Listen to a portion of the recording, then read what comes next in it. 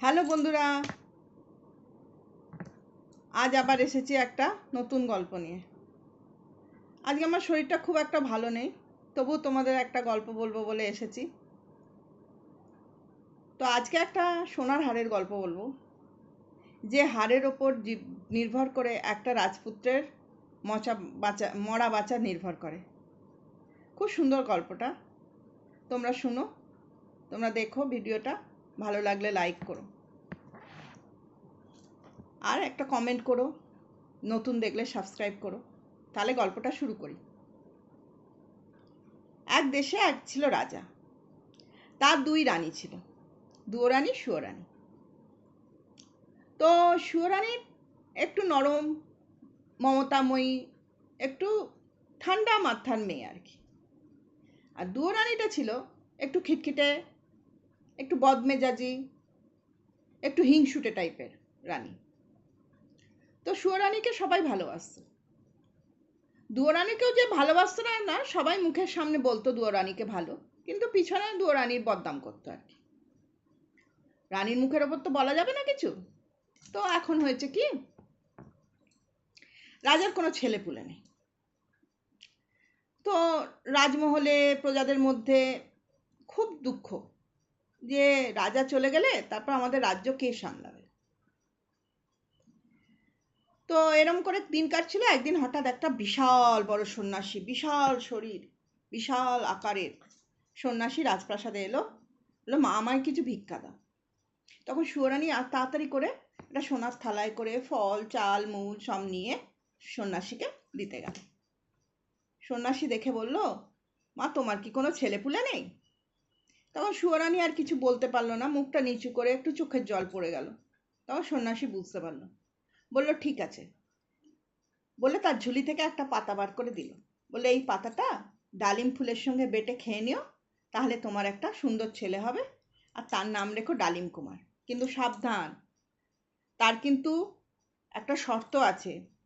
ডালিম কুমার তখনই বেঁচে থাকবে যত তোমাদের পুকুরে যে বুড়ো কাতলা মাছ আছে তার পেটের মধ্যে একটা চন্দন কাঠের বাক্স আছে, সেই বাক্সের মধ্যে একটা সোনার হার আছে, সেই হারটা যতদিন ঠিক জায়গায় থাকবে ততদিন ডালিম কুমার বেঁচে থাকবে।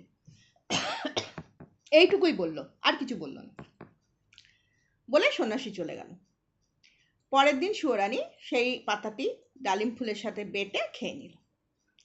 কিছুদিন পরেই সবাই জানতে পারলো ছোট সুয়োরানীর বাচ্চা হবে, সন্তান হবে। তখন তো রাজপ্রাসাদে হই হুল্লোড় পড়ে গেল, সুন্দর করে রাজপ্রাসাদ সাজানো হলো, যথাসময় এলো, রানীর একটা সুন্দর ছেলে হলো, তার নাম রাখা হলো ডালিম কুমার। তো রাজা করলেন কি, অন্নপ্রাশন করলেন খুব ধুমধামের সঙ্গে, সমস্ত প্রজাদের খাওয়ালেন। তো বেশ আনন্দেই দিন কাটছিল। এবার রাজপুত্র যখন 9 বছরে পা দিল, তখন রাজপুত্রের খেলার সঙ্গী ছিল পায়রারা। কিন্তু তার পায়রাগুলো এত দুষ্টু, সব দুয়োরানীর মহলের দিকে চলে যায়। রাজপুত্র রোজ ওই দুয়োরানীর মহল থেকে পায়রাগুলোকে ছাড়িয়ে নিয়ে আসে। একদিন দুয়োরানী ভাবলো, কিন্তু দুয়োরানী তো রাজপুত্রকে সহ্য করতে পারে না, সামনে তাকে ভালো ভালো কথা বলে, কিন্তু সবসময় ভাবে কি করে ছেলেটাকে মেরে ফেলা যায়। আর সুয়োরানীর ছেলে ডালিম কুমার তো তাকে বড় মা বলে ডাকে, তবু তার মন গলে না। তা দুয়োরানী ভাবলো যে এটা জানতো সে যে ডালিম কুমারের প্রাণ অন্য জায়গায় আছে, কিন্তু কোথায় আছে সেটা জানতো না।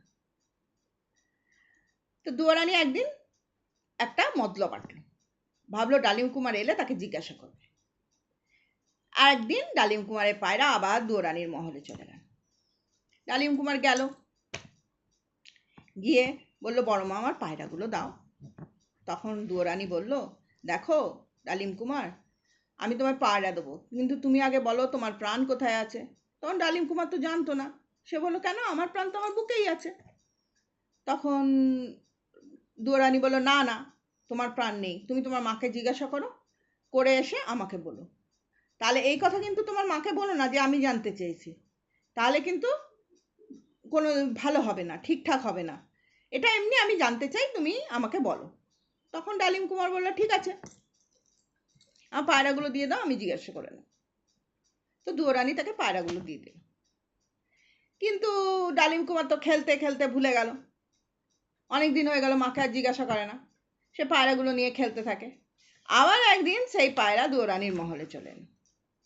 দুয়োরানি এবার তাকে বললো, না আমি পায়রা দেবো না, তুমি বলো। তখন বললো, ঠিক আছে, আমি আজকে মাকে ঠিক জিজ্ঞাসা করবো। দুয়োরানি পায়রাগুলো ছেড়ে দিল। ও এসেই মাকে জিজ্ঞেস করলো, মা আমার প্রাণ কোথায় আছে? তখন ওর মা খুব চমকে বললো, ডালিম কুমার কেন জিজ্ঞাসা করছে? তখন বলল, তোমার প্রাণ তো বাবা তোমার বুকেই আছে। বলছে, না আমার প্রাণ অন্য কোথাও আছে, তুমি আমায় বলো, নইলে আমি খাবো না দাবো না, কিছু করবো না, বলেছে। কান্নাকাটি শুরু করে দিল। তখন সুয়ারানী বলল কি, ঠিক আছে, ভাবলো ওকে বললে আর কি হবে, ও আর কাকেই বা বলতে যাবে, নেহাচ্ছে খেলার বসে বা কেউ কিছু বলেছে তাই জন্য জিজ্ঞাসা করছে, কৌতূহল। তাই জন্য সুয়ারানী তাকে সব বলে দিল। এবারে ডালিম কুমার বড় মাকে গিয়ে সব বলে দিল, বড় মা আমার প্রাণে এই আছে এই আছে, সব গল্প বলে দিল। এবার দুরানি মতলব আটলো কি করে ওই বুড়ো মাছটাকে মারা যাবে, তবে ওই সোনার হারটা পাওয়া যাবে। সে তখন কি করলো, কবরেজ মশাকেও নিজের হাতে করে নিল। রাজবাড়ির যে বুড়ো কবরেজ মশাই ছিল, করে নিয়ে সে একদিন খুব অসুখ করেছে এই ভান করে বিছানায় পড়ে রইল। আর বিছানার মধ্যে কিছু পাটকাঠি ঢুকিয়ে রাখলো, মট মট করে আওয়াজ হচ্ছে, যে ও যখন এদিকে ঘুরছে ওদিকে ঘুরছে, মট মট করে আওয়াজ হচ্ছে। দাসীরা খুব ভয় পেয়ে গেল। তারা রাজাকে খবর দিল। রাজা এসে তো এরকম রোগ কোনোদিন দেখেনি, মটমট করে কি আওয়াজ হচ্ছে। তখন সে রাজবাড়ির কবিরাজ মশাইকে ডাকল। কবিরাজ মশাই তো সব জানে, সে তো খুব সাতির আদমি, সব জানে। সে এসে বলল, কিছুক্ষণ দাঁড়িয়ে রইল, দেখলো, দেখে বলল, মহারাজ, দুয়োরানির খুব বড় রোগ হয়েছে। এই রোগকে বলে, এতে কি হয় জানেন, কলজেগুলো আলগা হয়ে যায়, আর এদিক ওদিক ঘুরলে মরমর করে আওয়াজ হয়। একে বলে কলজে মরমরি রোগ। তখন রাজা বলল, এ আবার রোগ তো আমি কোনোদিন শুনিনি। বলে, না, এর খুব লাখে একটা হয় মহারাজ, সবার হয় না। বলছে, ও তাহলে এর কোনো উপায় নেই? বলে, হ্যাঁ মহারাজ, আছে তো। আপনার পুকুরে যে আপনাদের যে বুড়ো মাছের যদি চর্বি এনে তাকে গলিয়ে তেল করে মালিশ করলে তাহলে দুয়োরানি ঠিক হবে।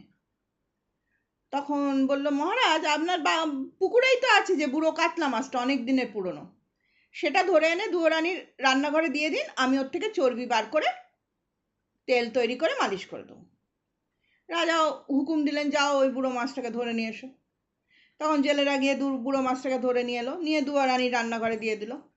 দুয়োরানির সঙ্গে সঙ্গে উঠে গিয়ে সেই মাছটা কেটে চন্দন কাঠের বাক্সটা বার করে হাড়টা নিজের কাছে রেখে দিল।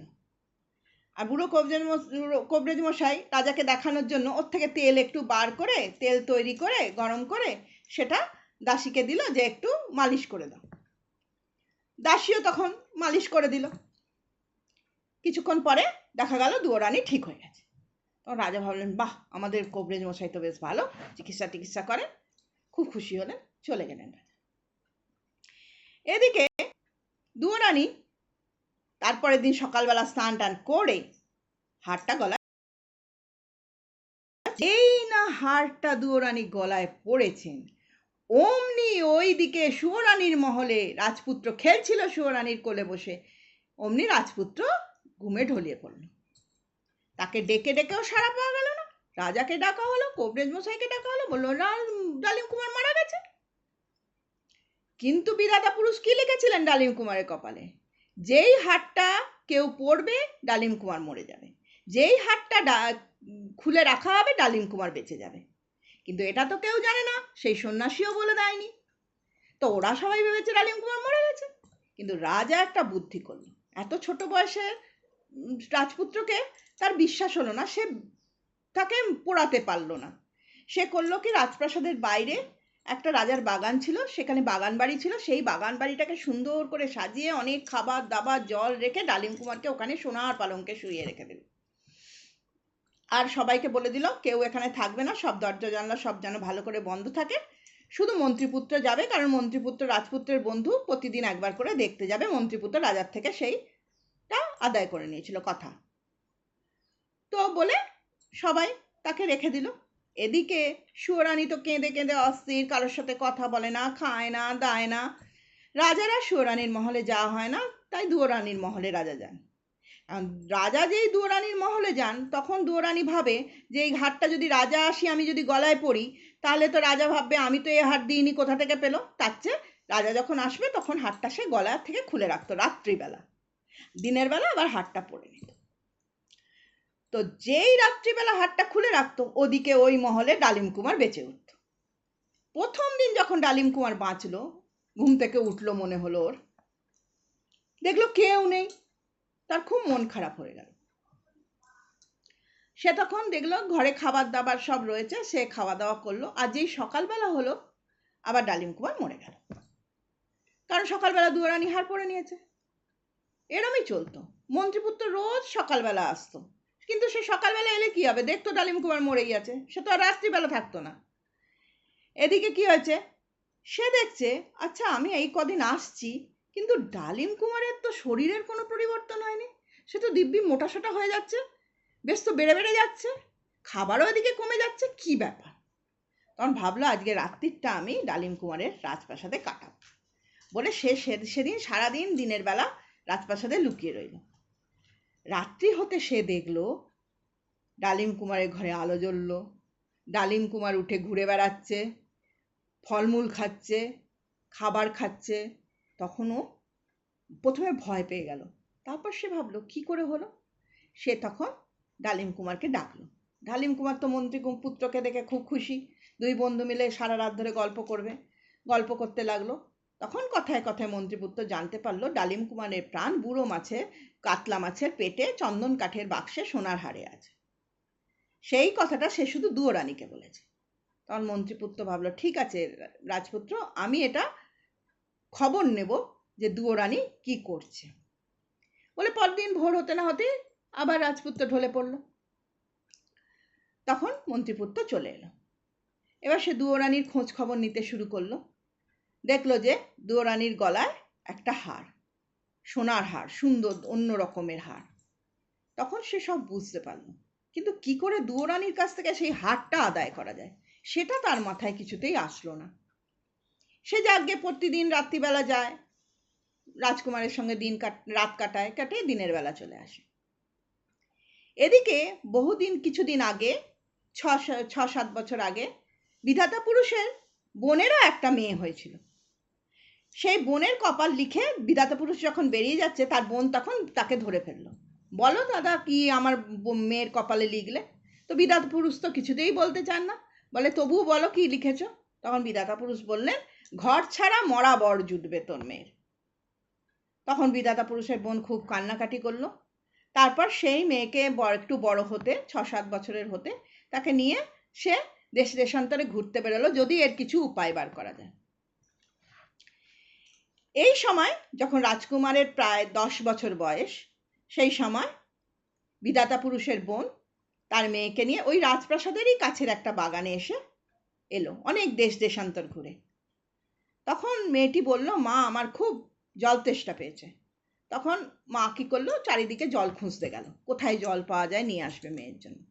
মেয়েদিকে বেশ বসে বসে অনেকক্ষণ দেখলো, সে সন্ধে হয়ে গেছে, রাত্রি হয়ে গেছে, মা এলো না।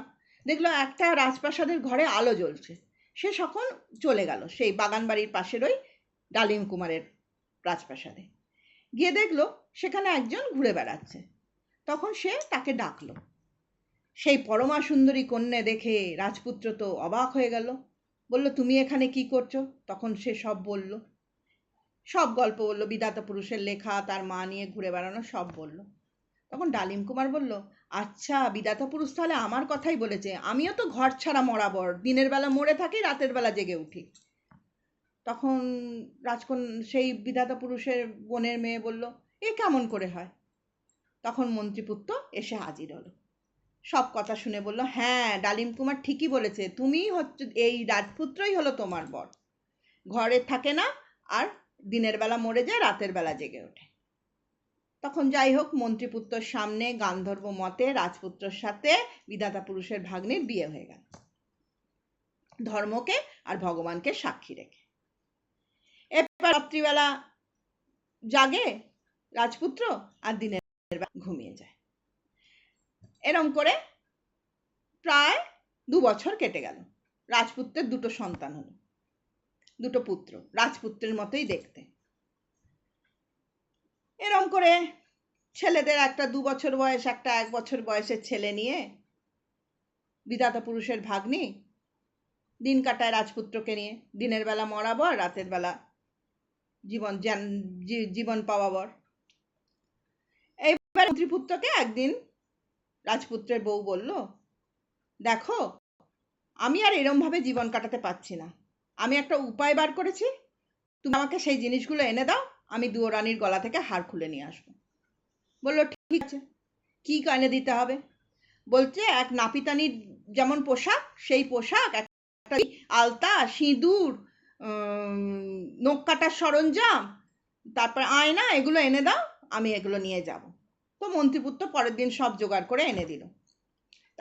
দিন সকালবেলা রাজপুত্রের বউ নাপিতানি সেজে দুয়োরানির মহলে গেল দুটো ছেলেকে সঙ্গে নিয়ে। এবারে এ বলছে, দুয়োরানি বলল, বাহ, তুমি তো বেশ ভালো ঘরের মেয়ে মনে হচ্ছে, তা তা বাপু তুমি আমাকে আলতা টালতা পরিয়ে দাও, চুল টুল বেঁধে দাও, নখ ঠোক কেটে দাও, সিঁদুর টিঁদুর পরিয়ে দাও, তোমার হাতে আমি করব। তো ও তো নাপিতানির কাজ করার জন্যই গেছে, সে সব সুন্দর করে দিতে পারলো, এবং গলায় দেখলো সে সোনার হারটা। যাই হোক, ও দেখে শুনে ভালো করে ফিরে এলো। রাত্রিবেলা ওরা আবার আলোচনায় বসলো যে এই এই দেখে এসেছি। পরের দিন আবার নাপিতানি সেজে ও দুয়োরানির এতে গেল, রাজপ্রাস মহলে গিয়ে বেশ দেরি করে গেল। তখন দুয়োরানি জিজ্ঞেস করলো, কি গো বাছা, আজকে কেন এত দেরি হলো? বলল, কি বলবো মহারানী, আমার বড় ছেলেটা খুব দুষ্টু, কোথাও নিয়ে যেতে ইচ্ছা করে না, যা দেখে তাই ওর চাই, ও একটু দেখবে শুনবে তারপর ফেরত দিয়ে দেয়, কিন্তু না দিলে সে কান্নাকাটি আছাড়ি পিছাড়ি এমন খাবে মনে হবে যেন তার প্রাণ বেরিয়ে যাচ্ছে, তাই তাকে সামলাতে সামলাতে আমার আসতে দেরি হয়ে গেল। তখন দুয়োরানি বলল, তা কি হয়েছে বাছা, তুমি তাকে নিয়ে আসবে, এখানে অনেক জিনিস আছে, যা চাই খেলবে, তারপরে দিয়ে চলে যাবে, কোনো অসুবিধা নেই, তুমি তাকে নিয়ে আসবে, কিন্তু সময় মতো এসো বাছা। বলে যাই হোক, সেদিন সব কাজ করে রাজকন্যা চলে গেল। তারপরের দিন ও ছেলে দুটোকে নিয়েই এলো, এবং বড় ছেলেকে ভালো করে শিখিয়ে দিল যে রানীমার গলায় যে সোনার হারটা আছে সেইটা দেখার জন্য তুই বায়না করবি, আর তারপরে সেটা কিছুতেই তার রানীমাকে ফেরত দিবি না। তো ছেলে বুঝে গেল, ছেলেকে নিয়ে এলো। ছেলে তো কিছুক্ষণ পরে রানীমার গলার হারটা ধরে বলছে, এইটা আমার চাই, এইটা আমার চাই। তখন দুয়োরানি পড়লো মহাফ্যাসাদে, এই হারটা তো দেয়া যাবে না। তখন নাপিতানি বলল, রাজকন্যা বলল আর কি, যে আপনি ওটা আমার ছেলেকে কিছুক্ষণের জন্য খেলতে দিন, তারপরে যাবার সময় আপনাকে দিয়ে যাব।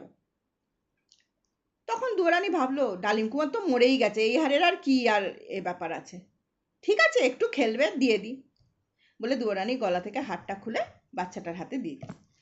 বাচ্চাটা দেখছে, খেলছে, এদিকে নাপিতানি সব কাজটা সেরে এবার যখন সব গুছিয়ে গাছিয়ে বাড়ি যাবে বলে উঠছে, তখন সে বলছে ছেলেকে যে হারটা দিয়ে দে। এবার ছেলে তো হার দেবে না। দুয়োরানি বলছে যে না, হারটা দিয়ে দিতে হবে, হারটা না দিলে হবে না। এদিকে রাত হয়ে আসছে, ছেলেটা হার দেবে না। তখন এ বলছে, নাপিতানি বলছে, দেখুন মহারানী, হারটা ওর কাছে থাক, আমি বাড়ি গেলে ও ঘুমিয়ে পড়লে ওর হাত থেকে নিয়ে নেব, তারপর আমি আপনাকে সঙ্গে সঙ্গে এসে দিয়ে যাব। তখন দুয়োরানি ভাবলো, আচ্ছা একটু পরেই তো সন্ধ্যা হয়ে যাবে, রাত্রি হয়ে যাবে, আমি তো হার পরবো না, কাল সকালে দিলেও হবে। তখন সে বলল, ঠিক আছে বাছা, তুমি হারটা নিয়ে যাও, পরে ঘুমিয়ে পড়লে হারটা নিয়ে রেখে দিও তোমার কাছে, আমাকে কাল সকালে দিলেই হবে, সঙ্গে সঙ্গে আনতে হবে না। তখন বলল, নাপিতানি বলল, যে আজ্ঞে মহারানী, বলে হারটা নিয়ে চলে গেল। এদিকে ডালিম কুমার তো অনেক আগেই বেঁচে গেছে, কারণ হারটা দুয়োরানি খুলে দিয়েছে। ডালিম কুমার অপেক্ষা করছে ওদের জন্য। তারপর মন্ত্রীপুত্র এসে গেল, তারা দুজনে অপেক্ষা করছে। তারপরে নাপিতানি এলো, মানে রাজপুত্রের বউ ফিরে এসে সেই হারটা ডালিম কুমারের গলায় পরিয়ে দিল। ব্যাস, ডালিম কুমার তো সেই রাতে মরলও না, দিনের বেলা থেকেই সে জেগে রইল, পরের দিন দিনের বেলাও মরল না, গলায় হার রয়েছে। তখন মন্ত্রীপুত্র বলল, তোমরা থাকো, আমি একটু রাজাকে খবর দিয়ে আসি। বলে মন্ত্রীপুত্র সোজা রাজার কাছে চলে গেল, যে মহারাজ, ডালিম কুমার বেঁচে আছে। মহারাজ এই কথা শুনে প্রথমে স্তম্ভিত হয়ে গেল, তারপর রেগে মেগে বলল, তুমি আমার ছেলেকে নিয়ে যাতা বলছো, আমার ছেলে তো মরে গেছিল, আমি রেখে দিয়েছি। না মহারাজ, ডালিম কুমার বেঁচে আছে, আপনি চলুন। তখন রাজার কি একটা মনে কষ্ট হলো, চিন্তা হলো, ঠিক আছে ও যখন বলছে যাই। ওর সাথে গিয়ে সে ডালিম কুমার, তার বউ, তার ছেলেদের দেখে রাজার খুব আনন্দ হলো। তখন মন্ত্রীপুত্র রাজাকে সব ঘটনা বলল, দুয়োরানির কার্যকলাপ সব বলল। তখন রাজা তো খুব রেগে গেল, বলল ঠিক আছে, এর ব্যবস্থা আমি করব। বলে রাজকুমারকে নিয়ে, তার বউকে, ছেলেদের নিয়ে রাজপ্রাসাদে ফিরে এলো। সুয়োরানীকে রাজপুত্র, তার বউ সবাই প্রণাম করলো। সুয়োরানী তো আনন্দে আটখানা হয়ে গেল, খুব হাসি ফুটে হলো। তখন এই সোনার হারটা দেখলো ডালিম কুমারের গলায়। এই হারটা সবসময় ডালিম কুমারের গলায় থাকলে ডালিম কুমারের কোনো সমস্যা নেই। যেদিন এই হারটা গলা থেকে খুলে যাবে, ডালিম কুমার মরে যাবে। তো রাজা তারপরে কি করলো, ঢেড়া পিটিয়ে সবাইকে বলে দিল যে দুয়োরানী খুব রাজপুত্রকে মেরেছে, ওই করেছে। তো সবাই মিলে তার করে তাকে ধরে জ্যান্ত মাটিতে পুঁতে দেওয়া হবে। তারপরে তারা ভালোভাবেই সুখে জীবনযাপন করতে লাগলো। আর ডালিম কুমারের হার তো ডালিম কুমারের গলাই আছে, ডালিম কুমারও বেঁচে পড়তে রইল। হয়ে গেল আমার গল্প শেষ। গল্পটি আমার ফুরলো, নোটে গাছটি মুড়লো। এইবারে তোমরা বলো, কি শিখলে? এ থেকে একটা জিনিসই শেখা যায়, কোনোদিন কারোর ক্ষতি করে নিজে বেশি দিন চলা যায় না। কোনো না কোনো দিন সেই ক্ষতির ফলস্বরূপ কিছু না কিছু মানুষকে দিতে হয়, এমনকি প্রাণ পর্যন্ত বিসর্জন দিতে হয়। তাই জন্য কারোর ক্ষতি না করে নিজের মতো নিজের জীবনযাপন করাই বেটার, তাই না? তাহলে আজকে আমি আসি। তোমরা গল্পটা শুনে কেমন লাগলো জানিও, আর একটা লাইক করে দিও, আর একটা কমেন্টে লিখে দিও গল্পটা কেমন লাগলো। আর তোমরা কি গল্প শুনবে সেটাও বলবে, এবং তাতে তোমাদের নামও লিখবে। তাহলে আমি এলাম, টাটা।